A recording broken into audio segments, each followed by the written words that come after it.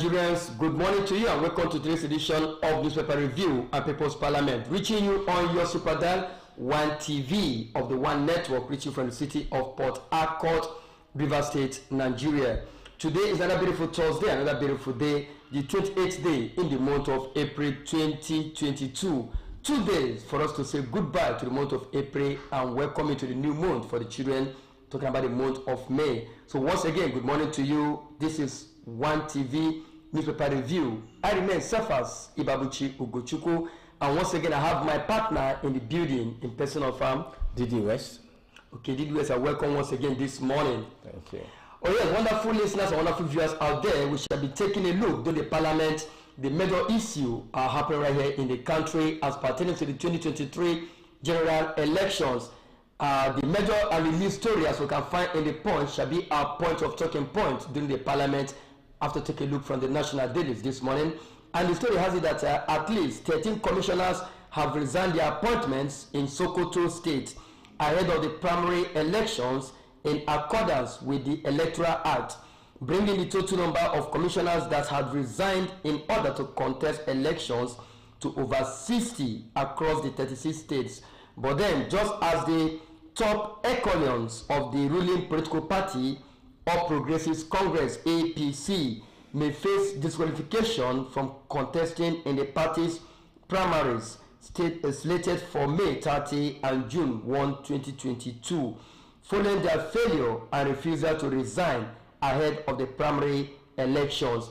So this is the major issue we shall be looking at this morning during the Parliament. But before we do that, quickly let's take a look from the national dailies this morning and see what they have to tell us as regards the happenings in the country today. So we'll start right away with the Punch newspaper that has the following headlines this morning. On the topmost part of the Punch, we have the headline that reads, "Subsidy hits 1.35 trillion naira in 4 months. NNPC to deduct 672 billion naira." You can find details of that right there on page 24 of the Punch newspaper this morning. Now, below that, still on the top part of the Punch, you have Senate prohibits ransom payments. Abductees' families seek talks with bandits. You can find that on page 30 of the Punch newspaper this morning. Drug test. NMA backs NDLEA.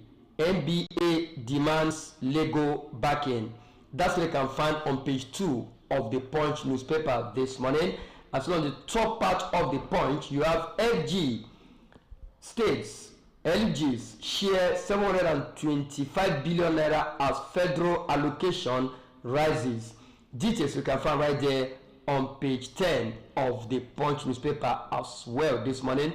Now, on the right part of the Punch, you also have EFCC extradicts fraud suspect to US over $148,000 scam. Page 7, you can find details of that story this morning. And still on Punch, you have Afenifere seeks unity government, says Buhari has failed. On page 9 of the Punch,